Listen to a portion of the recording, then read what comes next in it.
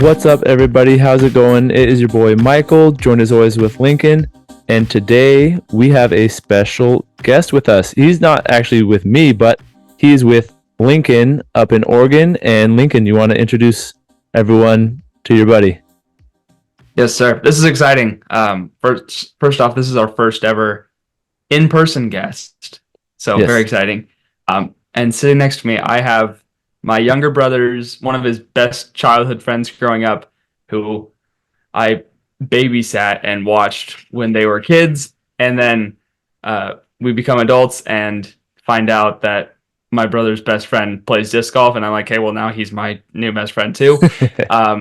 So I have Chase Crocket. I almost called you the wrong name because there's a little rebrand story. But anyways, Chase, welcome to the podcast. Welcome to the Left Hand Backhand Podcast. You are now an honorary lefty. Thank you so much for having me. I'm excited to be here and chat with you guys. It'd be sick. Yeah. We got a good episode. Yeah, we got a good episode for you guys. We have some fun dealer's choices to kick things off. This is going to be our last episode before Christmas, so kind of continuing with our theme of Christmas ideas. And then we are kind of doing it's not really different for us, but unique, diving into Chase's bag, seeing what he throws. He has a cool new, I can spoil it a little bit, cool sponsor that he's going to be talking about, that he just got this year. And just kind of like deep dive into his bag and what Lincoln and I think could possibly help him fill it out even more going forward. Sweet. I'm excited. Be a part. Cool. All right, Link, you want to take us off with your dealer's choice? Yeah. So in the spirit of our Christmas drafts and dealer's choice that we've been talking about, we have two different Christmas themed dealer's choices, one by myself and one by Chase. And we're going to start with mine, which is we're going to just do a quick 3-round draft, the best or greatest childhood Christmas presents. So these could be gifts that like we received personally, or presents that like our friends, or just like how like every year there was like kind of like a big ticket item on the docket. Oh yeah. So we're gonna draft just quick 3 rounds of what those are, and I will let Chase go first. Oh, sweet. And then we'll go by hair length. I love it. That'll be the order of our draft. So I get two picks in a row, so I'll be happy. all right, there you sounds go. Good. Gosh, one of the first things that came to my mind, I might as well just go with it. Yeah. Is Play-Doh. Oh.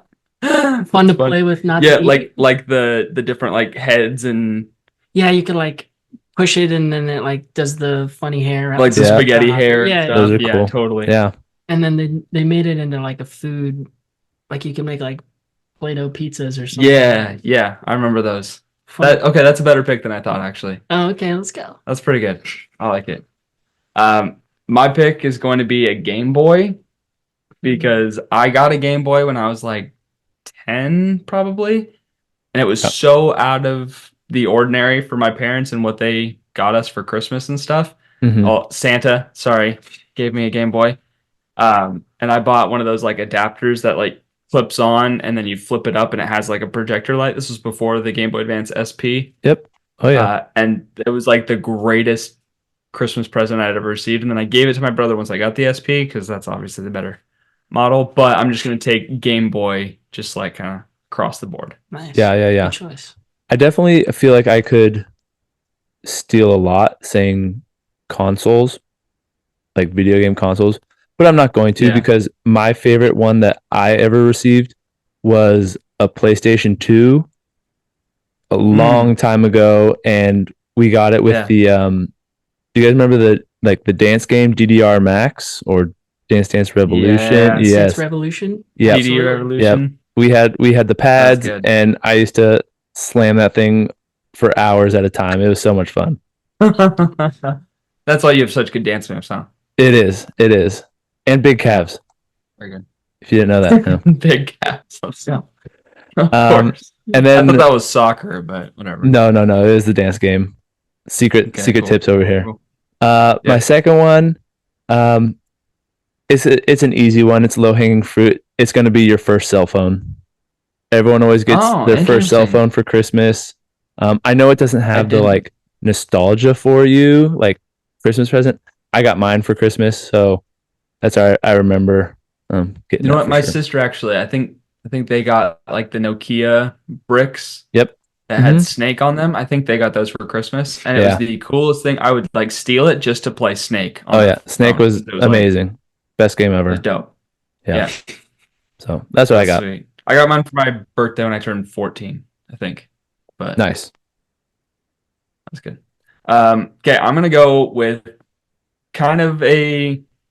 I'm not playing for the audience picks, but it was one of the greatest Christmas presents I ever received, and that is a bike. Okay. Yeah. Nice. I got this cool bike with pegs on the front and back, and I was like, man, this thing is legit. You can carry two of your friends on that. Yeah, I did. Carried Bentley, and probably you. It was a giant bike, and I thought it was the coolest thing ever, and it was like a trick bike. Yep. Yeah. So I'm just gonna take just a bike. Classic. Love it. Yeah. That's a good one. Not what these kids these days get for Christmas. But... iPads. Yeah. Oh, thanks. You gave me $200. I know. I'd have to go my second pick. I was never gifted these, but I feel like my friends growing up had these things and like everything about it. Nerf guns. Oh, that's a great pick. All of the clips and like side attachments that didn't actually work and stuff like that. Yeah, the side attachments that didn't work. Just a sticker on the front or whatever. But absolutely. Yeah, I never got into the Nerf phase, but I feel like Bentley did. Yeah, my brother Bentley did for sure. Come over here and we'd shoot each other with Nerf bullets. Dude, and then you guys would modify those guns too. Oh yeah, we'd throw all the grips on them and like pull out the pieces and like make the springs stronger and that's funny. Yeah, those you guys were gnarly with those. Yeah, that's a good time. Good time. Okay, and your final pick? Oh, I do remember like one of my most memorable gifts. This sounds kind of silly, but kind of going off what Michael was saying, was just Call of Duty Black Ops 2. When that game got released, that was my jam. That's a dope game. I played that game. You were the Christmas all that zombies? Yeah. Yeah, all the Black Ops games have zombies. Yeah, I remember when zombies was first a thing. That was like... That scared me. Yeah, that was the first Black Ops. Yeah, the first Black Ops was the first one that had zombies on it. And my roommates in college would play the crap out of that game. But I hated it. It was too slow for me. I know it like picks up, but like zombies it just took too long to get going. Yeah, I don't know. It wasn't like you wanted to skip to like I'm shooting this thing like 8 times in the head, doesn't die, and like all you have to do is go around and do a little like ninja knife attack. I'm like, this is what is it? Right stick click in or something? Is that what it was? Yeah, whatever your melee button is. Yeah. So, circle or B or. That's a good pick though. I like that. Yeah. I'm gonna round it out with a pick that my brother got a lot for Christmas. I didn't get as much because I wasn't as into them. My brother was a huge Lego head. Ooh, yeah. So I'm just taking Legos. My brother got so many Legos for Christmas. Even now, I think my mom still gets him like a Lego, and he builds it in like 10 seconds, and then he's like, "Okay, well, now I'm done." And so it's funny to me. But Legos are like a great pick. Like seeing a box of Legos, you know you're gonna have so much fun for like 30 minutes, and then you're done. Mm-hmm. Yeah. I build Lego right now. That's my jam right now. No way. That's fun. Yeah, I spend way too much money on Lego. But. Yeah. What's the big and Legos? How do you have money? Next question. Okay. Yep. It's just different kinds of plastic, you know. Exactly. We're throwing plastic, or we're building plastic. Yeah. That's good. My last one of my most memorable presents I ever got was a gas-powered scooter. Wow. I don't remember how old I was, and it was literally just had the trigger on the side, stand on it, like all those electric ones that you see kids riding now. Like, actually, mine was gas, and I would just you had to actually go and pull it. Oh yeah, lawnmower pull, everything. It was so much fun. I love that thing. neighbor. I'm at my parents' house in Oregon, and neighbors like across the way from us just a little bit. They got one for Christmas one year. Yep. And he was just going back and forth constantly on this thing. Yep. I was so jealous, and I was too young to use it and too small. And then the one time like I got to use it, I biffed immediately, and I wasn't allowed to use it anymore. So that sucked. But yeah. So that was one of the most memorable ones for me. So that's a sweet one. I like that a lot. Any okay. What's it called?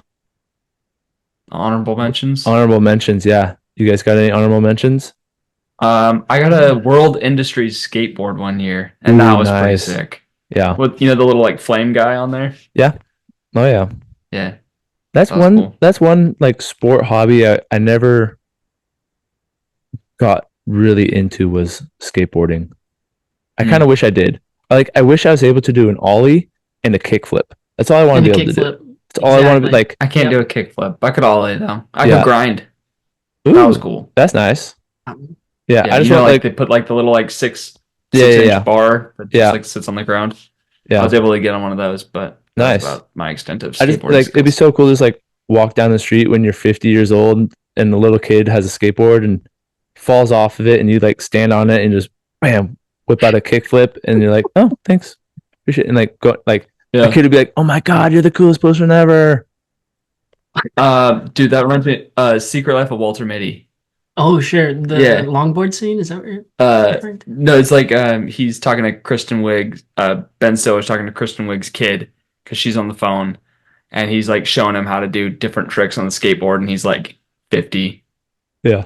And it's like that'd be pretty sick. So I'll give you that. Yeah. Any honorable mentions for you? Maybe like a vacation. Yeah. Like hey, in the summer we're going to Disneyland or something. That'd be cool. That's solid. My family wasn't vacation people, so we unfortunately weren't in that, but I could see that being legit. Like, super excited. Like, hey, here's what we're doing. And then you look forward to it for the next like 4 months. Yeah, exactly.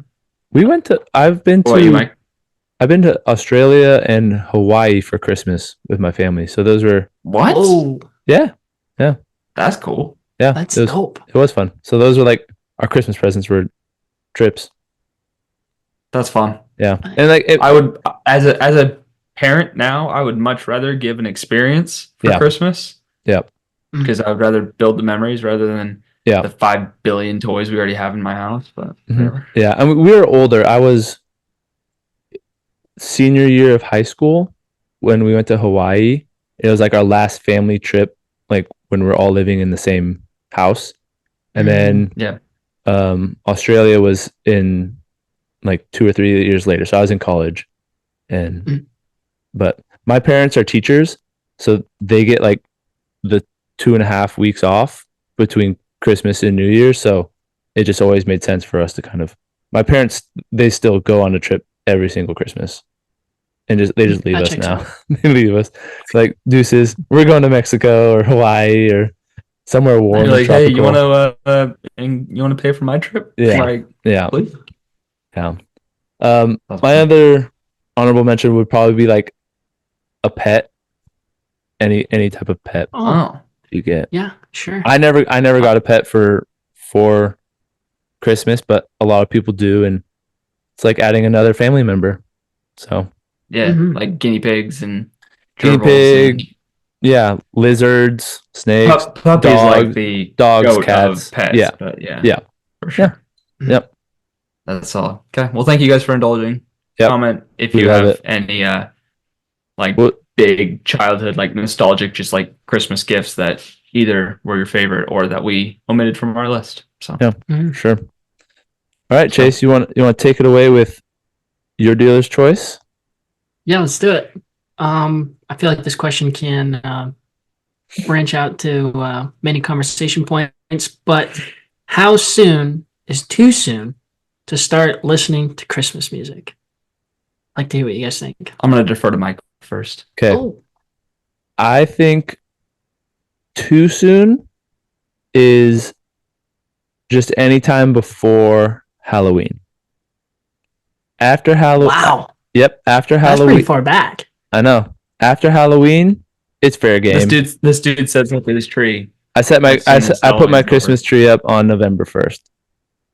That was the second tier of my question, but we'll get back to that. Yeah. Okay. Yeah. Interesting. Mine, I will accept Thanksgiving Day. I'm fine with that. Like, Okay. Once we see the Macy's parade and we start hearing some of those, I'm good with it at that point. I don't start playing it until like into the first week of December myself, which this year I'm listening to the Philly special Christmas albums. Oh yeah. 1 and 2. Which is the Jason Kelsey and a couple of Eagles offensive linemen. Dude, they're freaking ballers at singing and football. They're like, it's amazing. Jordan Mailata is his beautiful singing voice, the Aussie. Yeah. But the albums are actually really good. Yeah. I would say earliest is like a week and a half, maybe 2 weeks into December. Wow. The earliest. Yeah, that's like pushing it. Like December 3rd, December 4th, that's almost too early. Wow. It's got to be anything before that is semi-outrageous. I did not expect that. I'm just not a huge Christmas we have all three tiers. I was gonna say I thought you were probably like October, like hopefully not June, please. But I do enjoy Christmas music, but like I don't know if I'll ever put it on. Like if I'm in the mall and I hear it, I might hum along and stuff. Yeah. But I don't know if I've ever purposefully put on Christmas music. Yeah. Well, just have a kid, and then you'll want to share the spirit with them. Spread the Christmas joy. And I was like, I'm not listening to strictly Christmas music from November 1st on. Same. But that's when I start sprinkling it in. I think it's acceptable. And my reasoning is twofold. One, there's no Thanksgiving songs. Like yes, I'm skipping straight to Christmas songs. Putting up the tree might be a little early, November 1st. But yeah, like listening to the music, getting into the wintertime spirit, that's totally different. And also being in Southern California, it was 80 degrees last week. So you have to manifest and create your own winter spirit. The music does that. Listening to some Christmas songs, Ariana Grande's Let It Snow in California, like just tickles my fancy like no other. And I just absolutely love it. They're good tunes. Good tunes. I can respect that.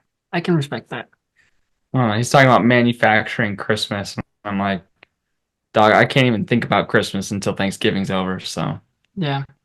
The other tier to that question was like, when do you start decorating? Yeah. And Michael and my mom both decorate on November 1st. Day after Halloween, everything's up. Christmas lights. I think I'm the same as like when I listen to Christmas music. It's like into the first week of December. Yeah. Like it's not December 1st. It's like kind of like that first like weekend that I actually have flexibility and time to decorate. Yeah. Which I love decorating with like Christmas lights and stuff. Yeah. But miss me with decorating the tree. I don't need that. Love getting a tree. I hate decorating it. I can't stand it. Do you use a real tree? Do you go cut your own tree or artificial tree? I'm all about the real trees. I do. I love the pine. Smell of pine. Yeah. It's real tree pine. I love cleaning up the needles rather than cleaning up the artificial needles. Well, I think the point is that the needles stay on, so you don't. No, dude, artificial needles come off all the time.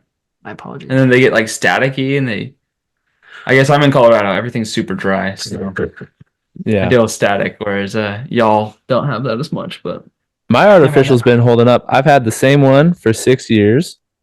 Lights all still work. Don't you get little like needles that come off and stuff as you're moving it in and out and stuff? Maybe if like a small handful here and there, but not enough to like cause a big disturbance or nuisance. Luckily, like my dog doesn't rub herself up against them at all. Oliver doesn't grab onto them and pull them off right now, so I got that going for me. Yeah, the artificial it has lights already on there, so like I don't have to try strand. Just plug it right in. It's just plug it right in. And it's good to go. I feel like I've used it for so many years now that like it's starting to like counteract the making of the tree, you know? Like you want to be all like What do you mean? being green and like producing a tree. Like I want to get my uses out of it. Like I'm not buying a new reusable tree every single year. Yeah, the cost is already done. Yeah. It's been great. We've had it in we've had it in Oklahoma, Colorado, and here now. So like travels with us, stays with us. It's always perfect size. It's awesome. Nice. Okay. Well, look at you and your bad tree. I mean, and here's it. So you guys like pine? We love pine. We found these smelling sticks. These pine smelling sticks. It smells just like the real thing. It's amazing. It's like a little air freshener when you walk in the house. It's great. So, do you use it as like an ornament, or do you like hide it? It's more hidden on the inside. Long little green sticks. They're great. They're so cool. So we get the smell. Like those car air fresheners. Yeah. The one that's shaped like the tree even. Yeah, that's what I use as deodorant. That's concerning. When you're in high school? You can't see. It's underneath my shirt. I just like put it around my neck and dangle it. Sorry. Yeah. Perfect. Anyways, Mike, did you have a dealer's choice for us? No, I just want to talk about frisbees today. I thought of nothing else but frisbees. It's been on my mind. Yeah, like plastic. I do like the plastic. We've had a few guests on the pod. We've had your buddy. We had Jesse. Yep. And we had Micah. Yep. And we talked a lot through Micah's bag, not as much Jesse's bag. We kind of talked how his discs that he's creating complement the bag that he was using before and minimalizing there. But we brought Chase on, one, because I'm here in Oregon and I thought it would be fun to do an in-person podcast. And two, because you have a pretty cool newish announcement. So before we get into your bag, we're going to throw some quick hitter questions at you, like to give a disc golf bio, right? Like the standard questions that we ask, and also give you the platform to talk about your new sponsor, how you got that process, and what that means for you in 2024 looking forward. Awesome. Yeah, let's do it. Mike, you go first. Okay. What are your, like, how long have you been playing disc golf? And kind of what was your earliest thoughts, feelings, relationship with the sport? Yeah. Well, I first picked up a disc with my dad back in early middle school, probably. Nice. And we would go with one of his buddies, and I just kind of tagged along. I wasn't super intense or anything. I would just. Is this at Woodmansey? It was actually, yeah, our local course in Salem. Little 9-hole course with 2 different tee pads on every hole. Yeah. Heck yeah. And so I would just follow along, really throw a couple times. I never really teed off or putted or anything like that. Yeah. So when I got introduced to that, I only played maybe once or twice a month, just following along for a short period of time. It wasn't very long. Yeah. And then that kind of just fell off. We just stopped playing. It might have been the season or something. I'm not really sure. And then I didn't really ever think about it again until let's see, it'd be my either sophomore or junior year of high school. My teammates on my high school racquetball team somehow. This boy's a baller racquetball player. Oh yeah, I played racquetball in high school. Nice. We somehow got on the topic. I think the words disc and golf just got brought up in conversation, and the 4 of us all had a light bulb moment where, hey, I play disc golf. And then somebody else was like, oh, I know about disc golf. And then it just chain reaction, everybody all of a sudden just knows disc golf. And you graduated high school in 2018. Mm-hmm. So this is probably 2017, 2016? Yeah. Okay. And just all of a sudden, all of my friends knew about disc golf, and we never talked about it until this one random practice for racquetball. And then I think the very next day, we all went out and grabbed our old cruddy dog chewed discs that we DX Valkyries, DX AVRs. Yep. We just Sharks. Dug through our garage and stole our parents' discs and things, and started playing then pretty consistently. Just kind of learning the sport, learning how to throw, really. And probably for the rest of high school, we would play pretty often. Oh, really? And Nice. then into college, me and my buddy got like really into it, like playing 5-6 days a week, Nice. keeping track of our scores. That's when I downloaded UDisc and started Yep. tracking my That's stats and things. That's like when you actually get serious about the sport is when you download UDisc. Yeah, seriously. And so I would just going back on UDisc and seeing my average scores from 2019 to now, there's like 10-stroke difference because for sure. I just kept playing since 2019. 2019, I think, is when I really started getting into it. Nice. So that's the origin story. Yeah, love it. Strengths and weaknesses of your game: backhand dominant, approximate distance range, max distance, like consistent range, not just like my furthest throw. Yeah, like what you can step up to a hole and feel confident birdieing. Yeah, max backhand distance is like 475. That's like if I'm on the top of a tee pad and I got a fairway green, like a ball golf green. Yeah. There's a course down in Albany that we've played at a couple times. Yeah. That's got those really far par fours that it's just got all the fairway in the world in front of you. 475 I can throw. That's sick. But in a more controlled environment, anywhere between like 425, 430-ish to 460. Dope. And we'll get into those discs here in a little bit. Sure. And then what would you say is the biggest strength of your game? I would probably say my backhand tee shots. Sick. Pretty consistent. What's your forehand distance? More like half that, if I'm lucky. I'd say like 230 to 265 comfortably. That's fine. Anything pushing that. That's totally manageable. Anything pushing that is more luck or disc related. So. Sure. Nice. There you go. And how often would you say you throw the forehand, like percentage wise? I feel like it like depends 90-10 on the kind course. Of thing, or I think it depends on the course and the tee shot. I really my approach shots are pretty consistent, but trying to really muscle a forehand drive is not going to go well for me. I tend to roll my wrist and turn over my drives. But approaches, I use, slower discs like a slammer or justice or really overstable. So I can, if I do roll my wrist, it'll come out, flat and the stability will take it type thing. Okay.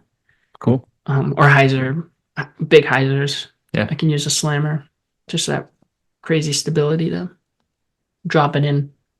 There you go.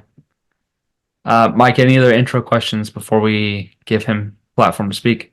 Not really questions. I think it'll come up when we start talking discs. There's like, how did you choose what's in your bag, deciding companies and manufacturing, all that stuff. So, which is like that's why we started the podcast, is talking about discs in our bag. So when we have somebody else's bag to highlight, this is fun for us. This is candy. It's even better. Yes.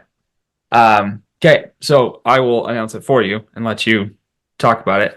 Our boy here got a local sponsorship from a disc golf shop in Kaiser, Kuhl Discs. Yeah. Kuhl. So it's even cooler than COOL. It's true. How did you get that? What does it mean for you looking 2024 and forward? Just talk to us about it. Yeah. Well, I got introduced to Noah. Kuhl is his name. Noah. He is a tournament director in the local Willamette Valley area.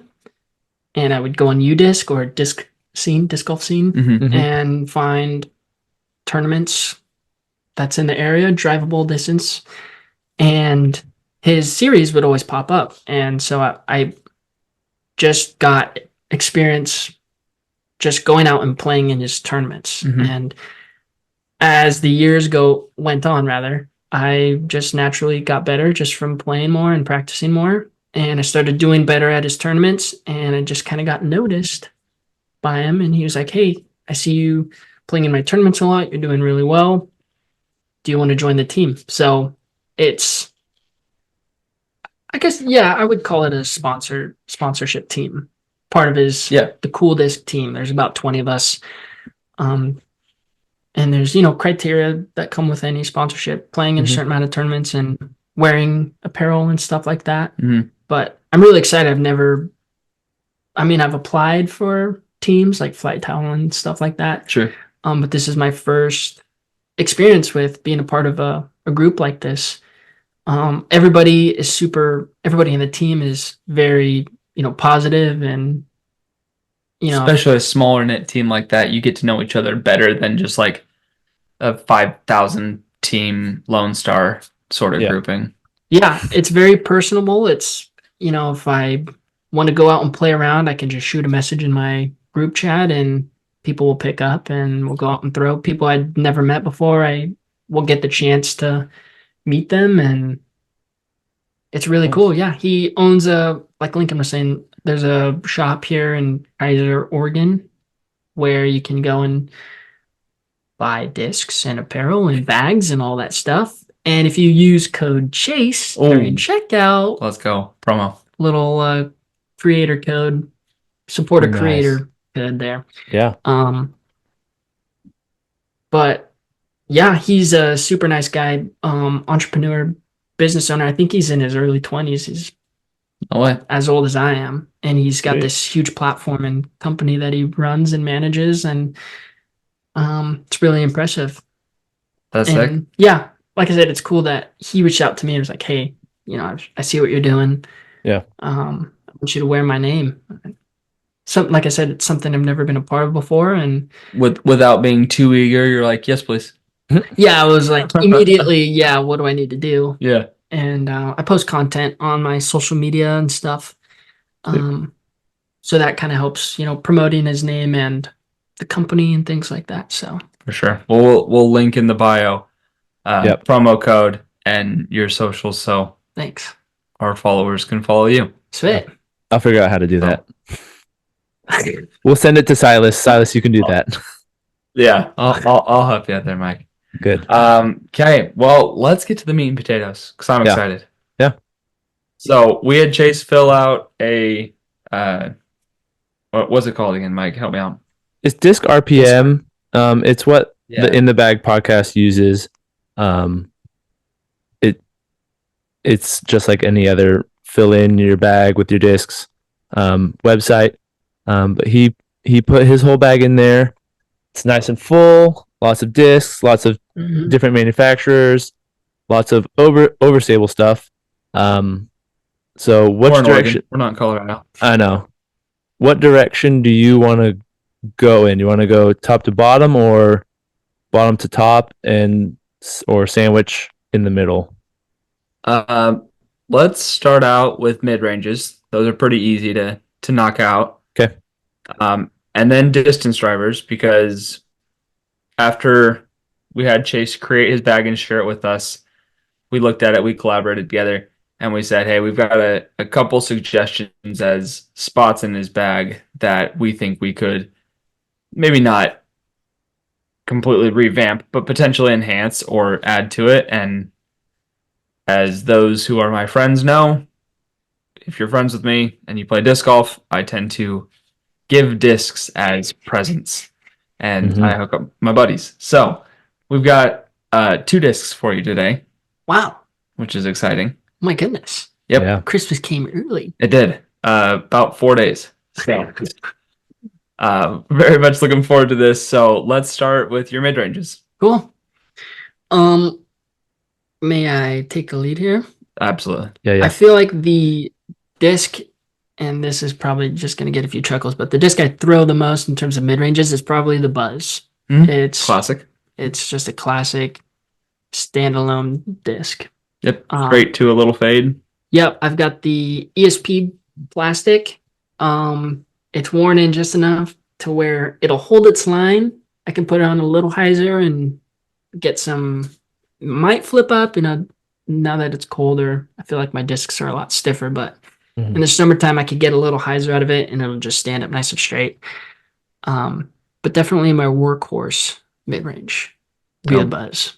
Pretty standard, pretty typical, I feel like. Yeah. But I've got a couple like forehand specific. Well, I've got one forehand specific disc, mid range rather. I was talking about it earlier, the Justice.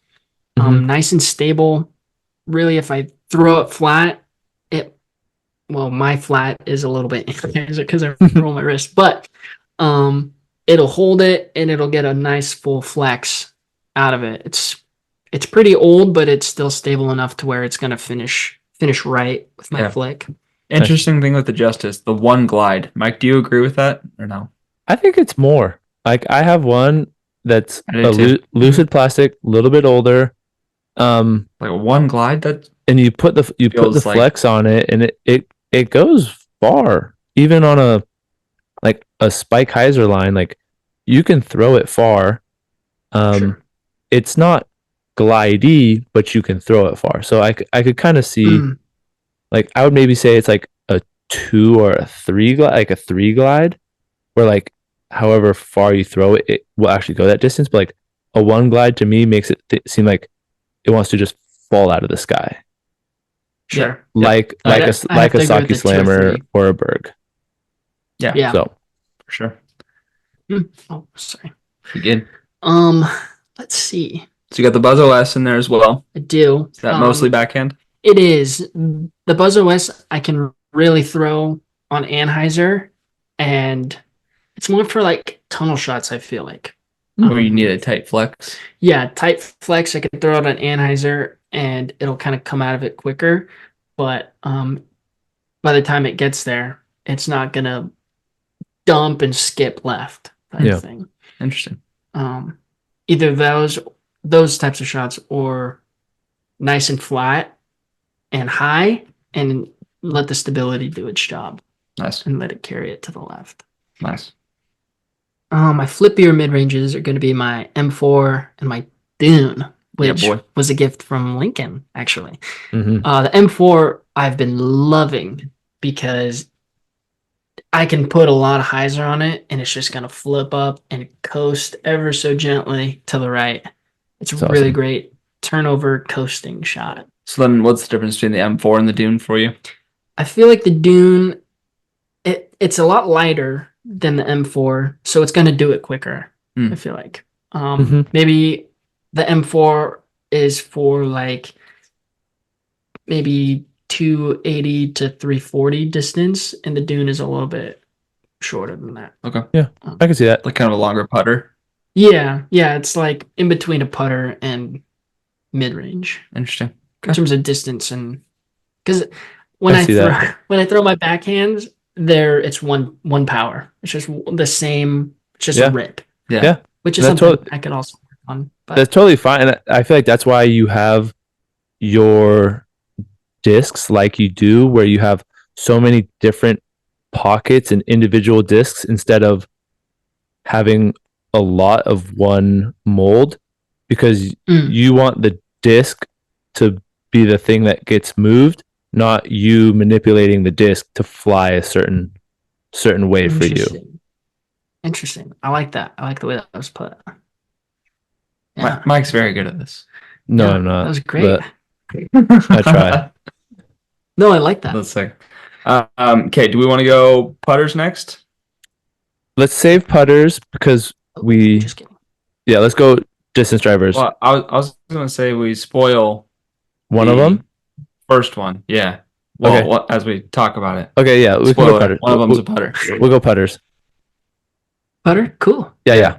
So my main juice when I'm putting is the Luna. Yes, sir. I like the texture of the. Is it CT or the they have rubber a CT blend? Whatever it is. The rubber blend. Yeah, I'm not familiar with the plastic. CT is a little bit stiffer. Based on the pictures of the rubber blend. Yeah, these are just the rubber blends, which I think these are great. Yeah, I love the texture of it. I do like the texture as well. Thanks. Yeah, it's nice. Yeah. It's rounded. It feels like a frisbee almost. I know Link likes the beaded stuff, but I don't know. It's just I'm a beaded boy. He's a beady boy. It just fits nicely in my hand. Nice. Whether my putting's consistent or not, I feel like the disc is. Like that's good. If I hit right side chains and it spits out, it's going to do that every time. But if I hit center target, usually goes in. Nice. One would hope, right? Yeah. So whether it's me or the disc, it's more often my mistake than it's. That makes sense. Yeah. Okay, so you got the Luna to putt with, but you don't throw the Luna. Is that correct? So I've been trying this grip. I call it the 3-finger flicky, and it's like a stacked grip, But with 3 fingers. but with 3 fingers, and it's more just like a chop. It's like Yeah. Yeah, kind of just a little like 45-degree angle. just like a little thing, and they're understable enough that it's just gonna like hold it if I Nice. don't throw it super hard, which I try not to. So it's more like a utility Shot. approach. Yeah. Like if I have to straddle and I just need something to just like go up and down, I'll do So it's kind of like a reverse scoober. sort of, yeah. Mhm. 3-finger flicky. Okay, 3-finger flicky. Yeah. But otherwise, no, I don't throw it. I like to putt with them. My throwing putters, The TFF, the 3-finger flicky. yeah, TFL. Duh. Yeah. Anyway, my throwing putters, well, like I was saying with my mid-rangers, I've got disc specific forms, I suppose. So like I flick the Justice Mhm. only. Yeah. I only flick the Slammer for that overstability.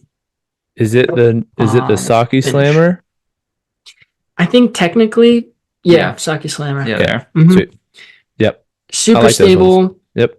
I like the stacked power grip. Purple's pretty. It's purple. It helps it fly better. Mm-hmm. Agreed. And I really don't ever backhand it. Like I said, it's mainly for something stable to get me up and over a tree or something. Yeah. Approaches. Yeah. That's the only putter I flick. Sweet. Well, and the Luna, but With the 3-finger flicky, yeah. Yeah. My apologies. And then my throwing putters, I have an Envy and a Pure. I got the Pure for like turnover, like a slower dune even. mm-hmm. And like I said earlier, I think maybe it's just that time of the year when all my discs are stiff, but it's pretty stable right now, which is frustrating because I got it to be a brand turnover. new Pure is not that understable to start. Yeah. Sure. What? And the plastic, the premium plastic, I think, So doesn't Opto. help that. Just Opto, not an Opto X. Sick die though.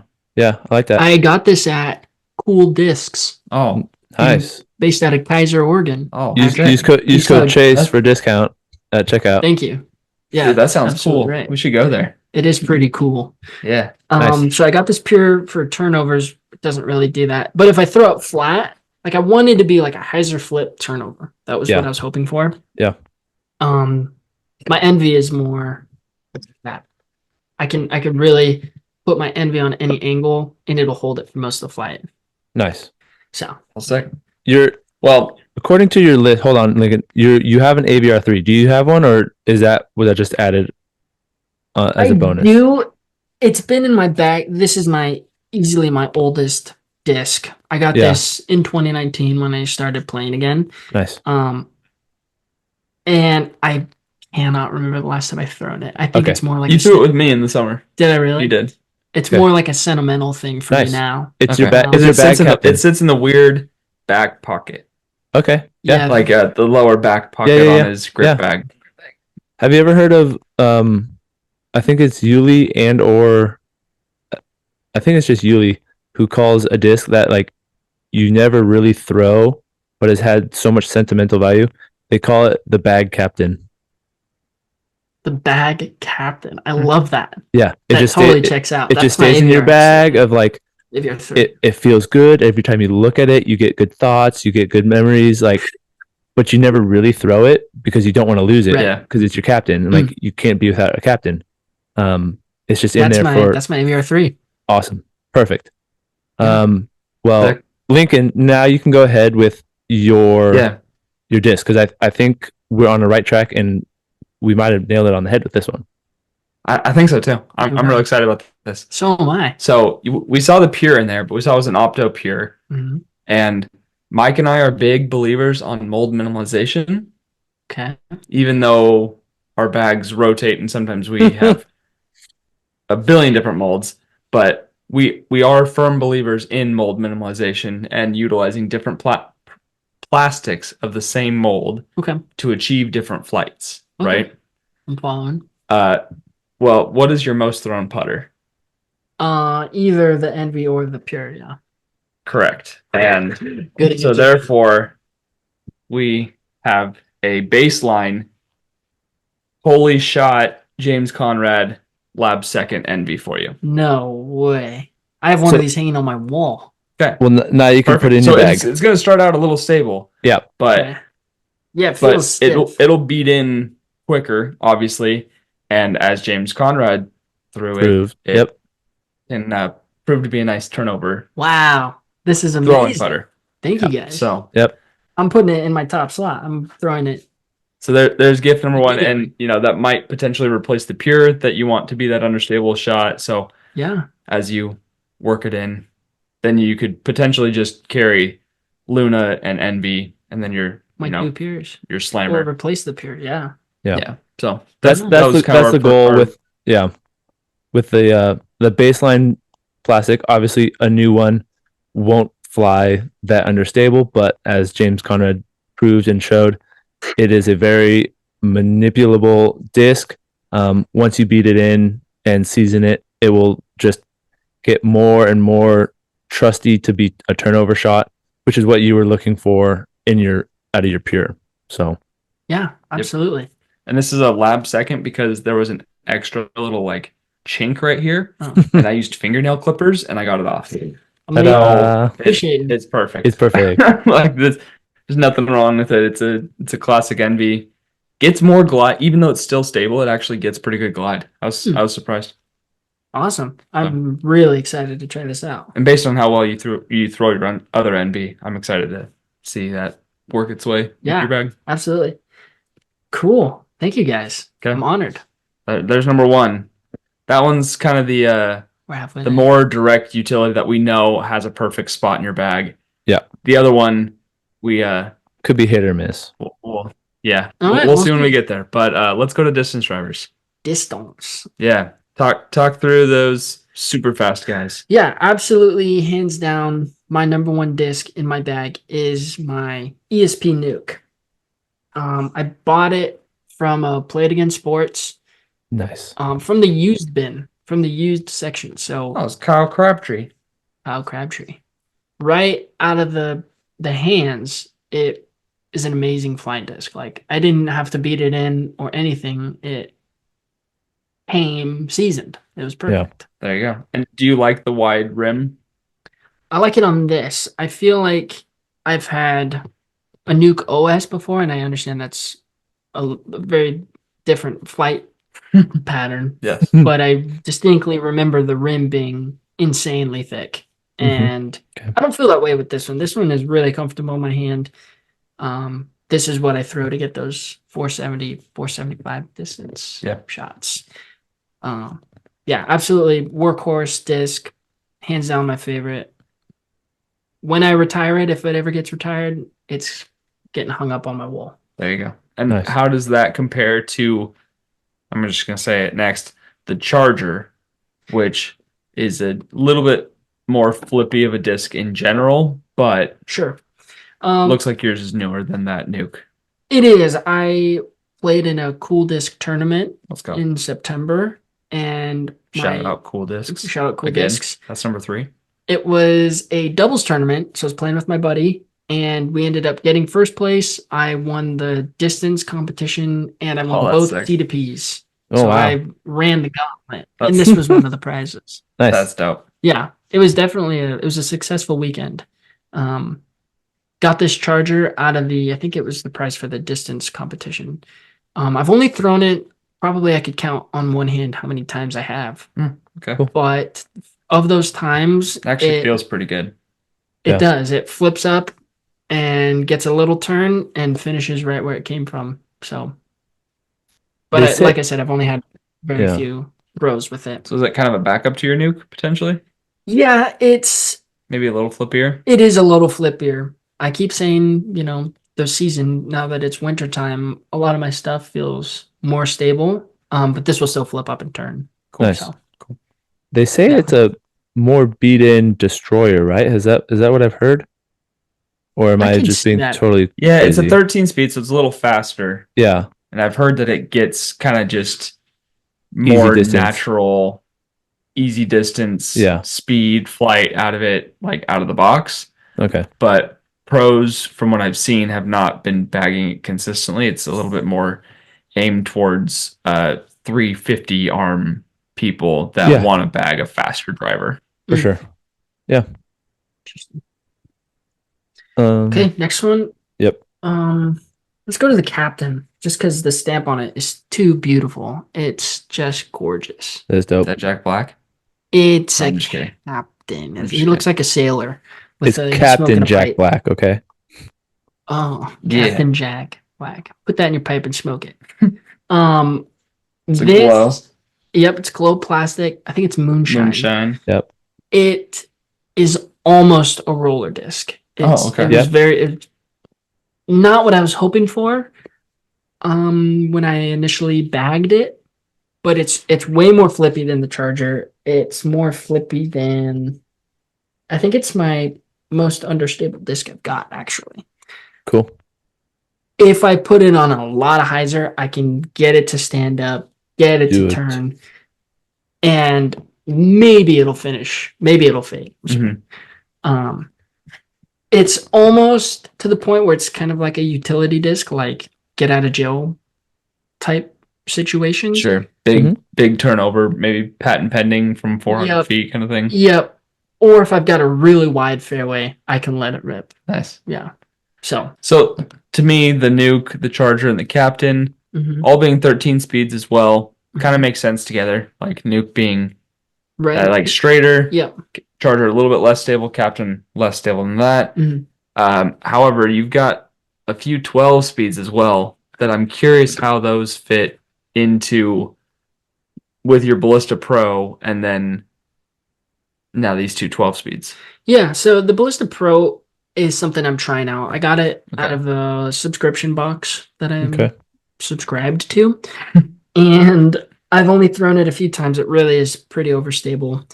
This XCal was a gift for my birthday. It's got a pretty cool stamp on it. That's freaking dope. Oh, yeah. I like the Yoda stamp. And it's supposed to be stable. Color glow? I'm not certain, actually. Okay. I think it was from Etsy, so whatever they do over there. Should be PDGA approved. I don't know. Yes, it is an XCal. It is PDGA approved. Yeah. It's supposed to be stable, but I can put it on hyzer and it'll stand up, which is not because I'm strong or can throw far. It's you can throw far, and you are strong. Oh, thanks. It's not strictly because of that, because I've had another Star XCal that did the same thing. It was not stable, like it's as written, right? It's an 04 stability. But this I can throw nice and flat, and it'll stay nice and flat. And then at the end of its flight, it'll finish. So I can even put it on a little anhyzer and get that 400 plus distance out of it. So how does this compare to the Zeus? The Zeus I used to throw almost as my nuke, my ESP nuke. It's almost like my bag captain type thing. Like it's kind of, I've had 3 or 4 Zeus. Got an old PM stamp on it. It's first run Zeus. It's pretty cool. I found it in tall grass, and it didn't have a name on it, so I kept it. I've had a couple different Zeus molds, and they start pretty stable, and then they flip up and get too understable for me. This one is right at that sweet spot where when I do throw it, it's reliable, but I just prefer my nuke so much more that it just kind of sits in my bag. Yeah. Cool. So that makes sense. Do you rely more on those 13 speeds then? Yeah, I honestly I don't really consider the speeds. It's more of the mold and how it feels. Okay. I honestly didn't even know that it was a 12 speed and the nuke was a 13. It's just the way that it feels. It's like, I know what my nuke is going to do when I throw it on this T-pad. Okay. So it's just that reliability factor. Yeah. Cool. Mhm. Then rounding out your distance drivers, I would consider the Zenith still a distance driver. Yep. Do you? Yeah. I think Okay. 10 speed is the cap for fairway drivers, in my opinion. I think that is like control driver at that point. Mhm. This one I won for getting third place in the Willamette Valley Series hosted by Kuhl Discs. This thing looks beautiful, Mike. It does look. I like it. It was the tournament that we played in was sponsored by two towns. So the Charger and the Zenith have the two towns. Cider House. Two Towns Cider House. Yeah, based out of Corvallis, Oregon. Sick. Stamps on it. Go Beefs.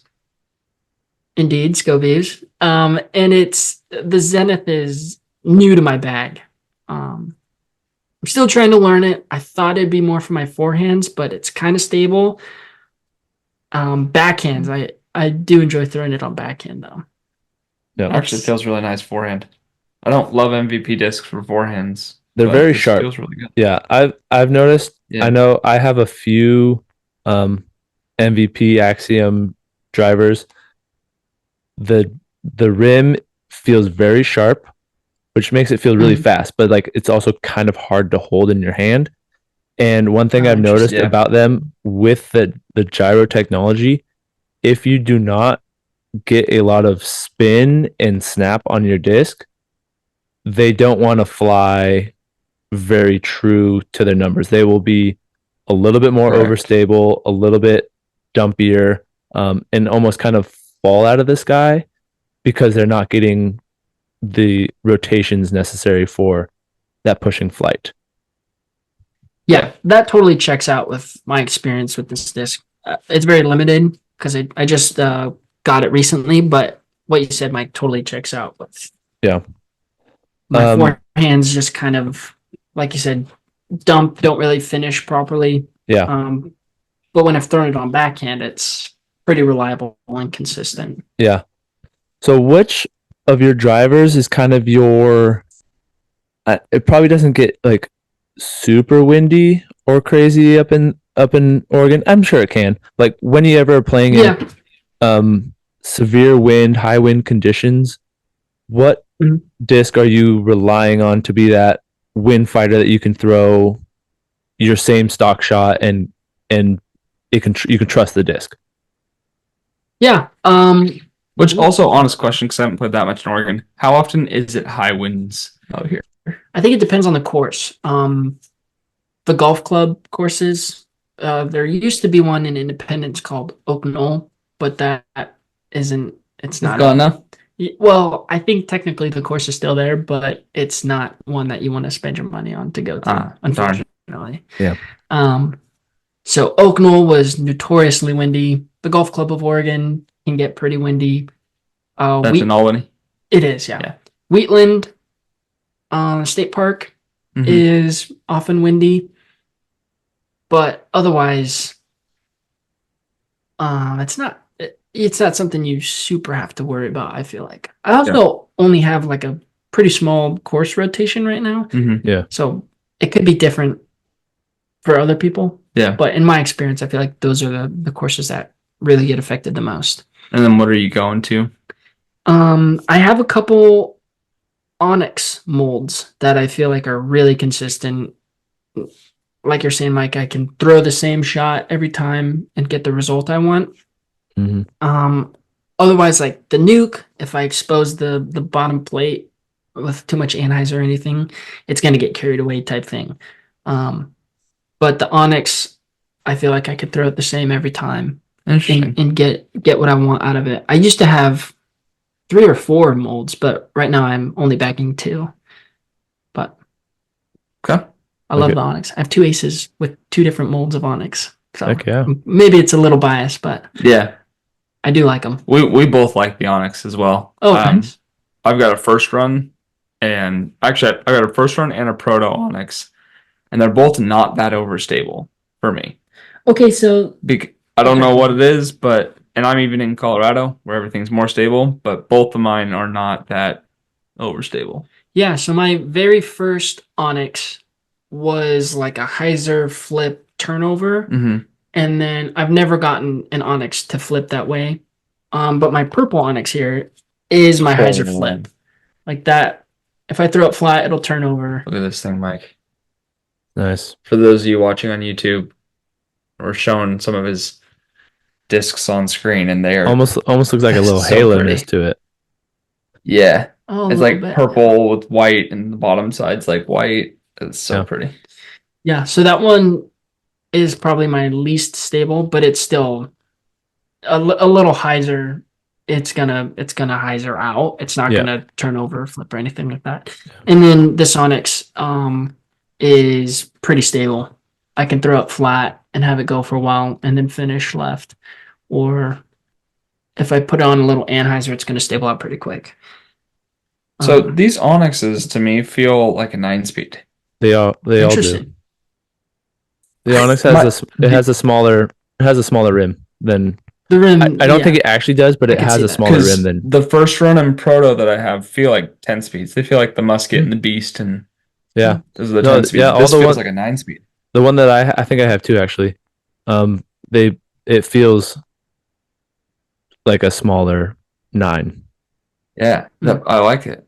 I'm gonna have to throw it. And I also feel like the reason why you might think it's not as overstable is because of the high glide, which like glide is such a weird and arbitrary number in a flight numbers. But when you throw it, it's carrying the whole time it's turning and fading at the end instead of like your 9304 Firebird or Felons that just want to like dump and get like skippy on the ground.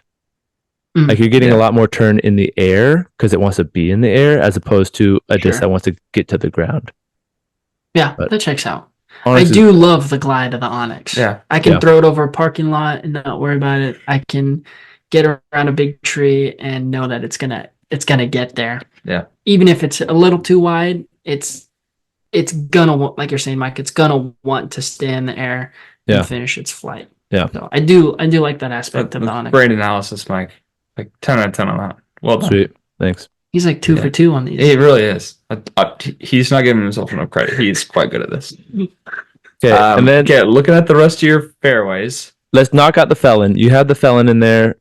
You use that for your forehand?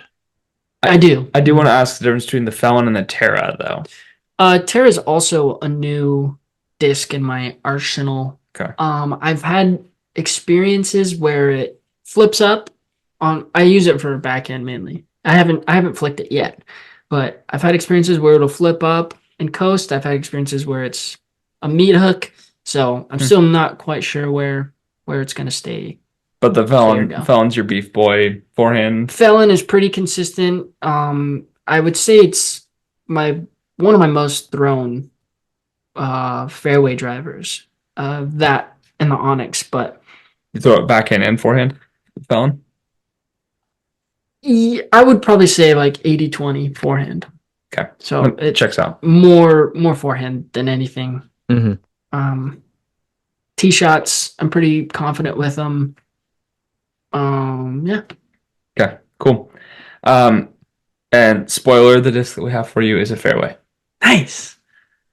So this is where we wanted to discuss where this disc potentially fits in, because you've got a number of discs that, especially if you look at the flight chart, you got 5 of them. They're all right there. They're kind of grouped up. We got the Bear, the Saint, the Stag, and 2 Athenas. Athena being the slowest 7 speeds, Saint 9, Terra, Bear, Stag 8 speeds. Granted, it's all relative, and they're close enough together in terms of their speed, if you will. Yeah. But talk to us a little bit about the difference between the Saint, the Bear, Stag, and the Athenas. Yeah, I'll start with the Athenas because I have more experience with them. I used to have a third Athena so I have the Big Z, the Z, and ESP. Big Z and the 2 ESP, yeah. So my first run / prototype, my prototype Athena is the most stable. It is a meat hook. I've heard that, actually. Yeah. I've heard they're like totally different discs almost. Yeah, super stable. My Oh, look at it. This is so cool. It's got snowflake foil on the stamp. Yeah. I've never seen that before. That's really cool. Sorry. That's right. That one Sidetrack. flips up a little bit. It's still stable, I'd say, but it'll go a lot further in the air than the prototype. Okay. And then I don't have my Big Z Athena, but that will turn over on me if I'm not careful. Okay. It's pretty understable. Okay. Comparatively to these two, at least. And you said you have more experience with the Athenas compared to the Bear, Stag, Saint. Yeah. So Bear's pretty sweet looking. Oh, this is the new confetti stamp on the bear. Yeah. Or like plastic. This thing is so cool. Yeah. Sorry. Confetti plastic. And the Stag. So all three of these are from my Hand-Eye Supply Company subscription box. Okay. Cool. And they're too cool not to bag, so I'm trying to throw them more. The Stag is really understable. If I throw it on a little hyzer, it'll flip up and turn over. I'm sure you guys have picked up on this, but all of these are backhand related. If I throw them all backhand, they'll flip up and turn over. Yeah. The Saint and Bear are pretty similar. I think, are they the same speed? No, they're a little bit different. Just a little bit. I love the look of that Saint, so I'm trying to throw it more. It's just so pretty. That's the Halo Moonshine. I think so. Orbit Moonshine. Moonshine. Saint. Yeah. Mm-hmm. Little hyzer, and it'll flip up and just go straight. It's not going to turn over on me, and it's going to get a lot of distance. The Bear does pretty similar stuff too. I threw the Bear further than my ESP Nuke the other day at Kaiser. I was just throwing a couple off hole 14 steep head. The open one. And nice. I don't know if it's just the angle I put on it or if I got the juice down, but the Bear and the Saint are pretty similar. Pretty much the same feel, same results. Do you like that Orbit Moonshine plastic? I do, yeah. It's almost like a star. It feels like star. Yeah, it's got really good grip to it for sure. Yeah. But I know the Felon comes in that plastic.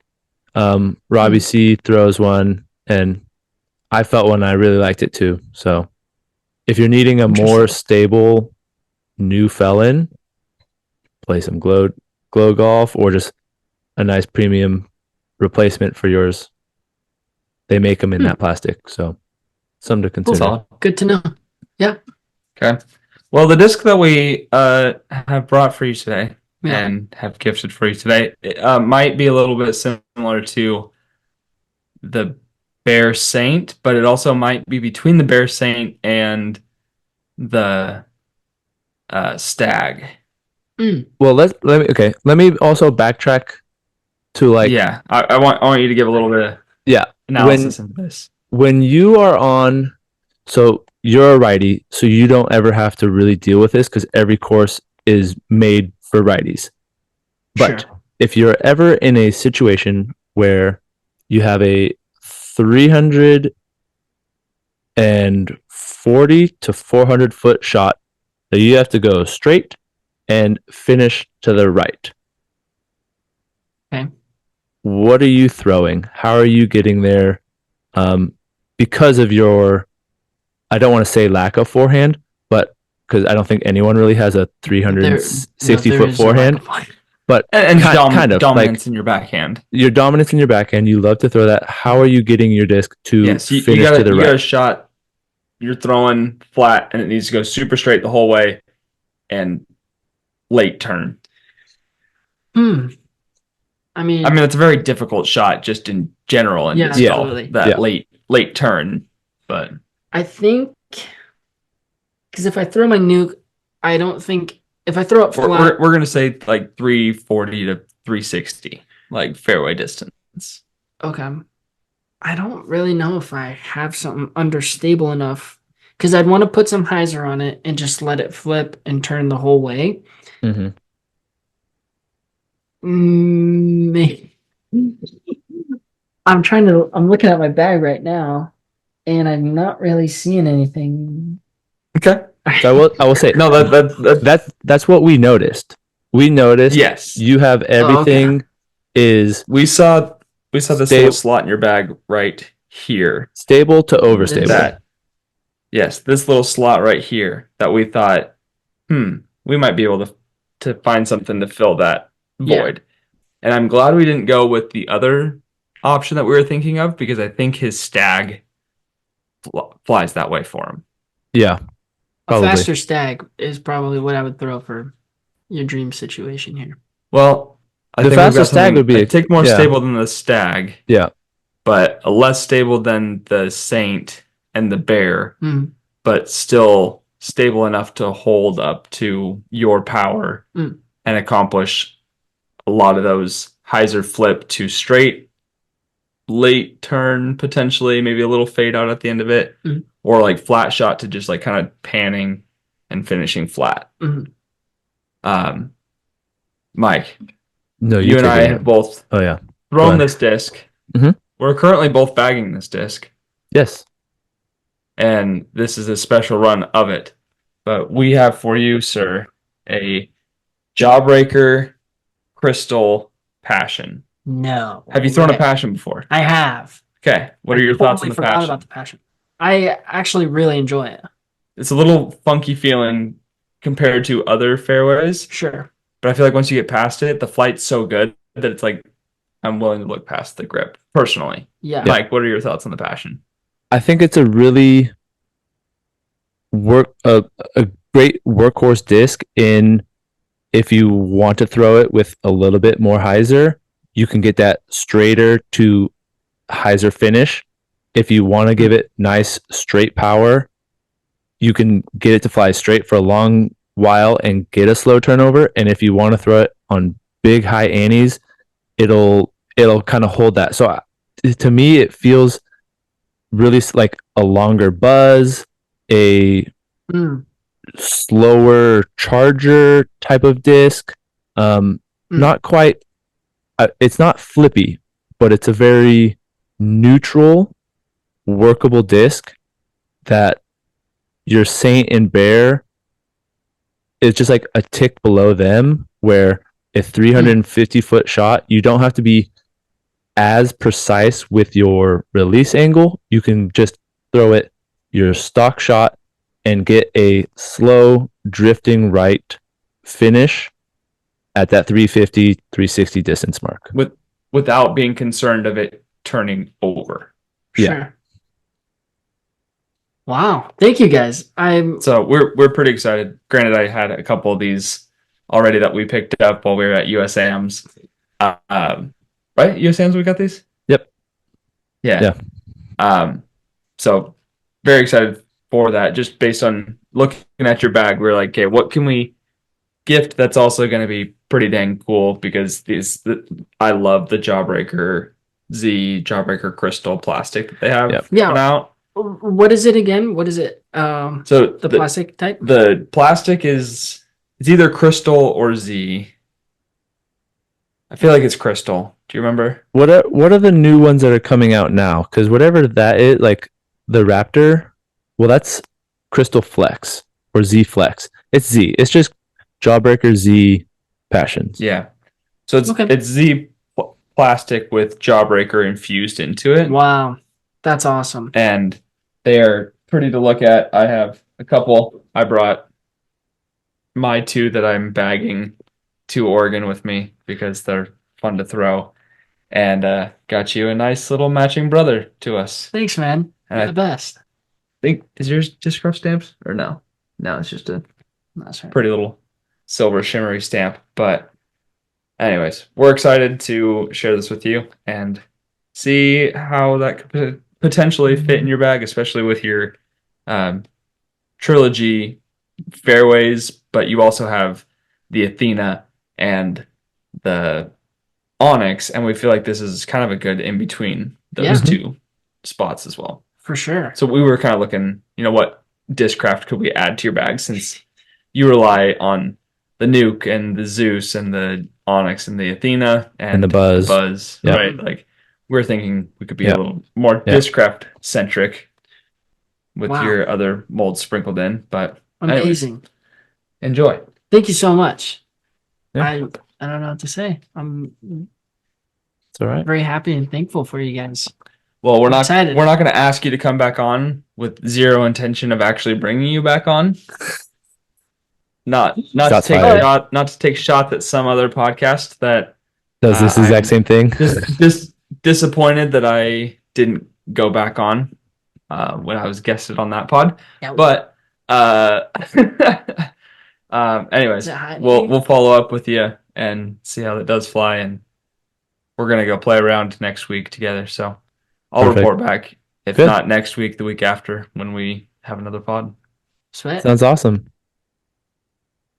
Okay. Yeah, I'm really excited to try both of these. Actually. Good.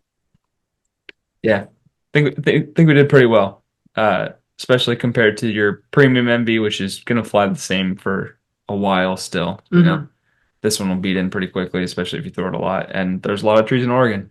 Spoiler. It helps. Yeah. It's gonna take a big chunk. It's not gonna look like this next week. Good. Just so you know. Excited to see it look used. Before we wrap things up, do you have any questions for us? Mike, do you have any final questions for Chase? Airing of all grievances, or no, I'm just kidding. Throwing questions out there. Anything that wasn't touched on? Mike? No, I think I'm good. I appreciate you coming on. It's always fun to talk about other people's discs and see what they throw. That's my favorite thing. Is just like diving into people's bags and talking plastics and see what could work. How could you adapt?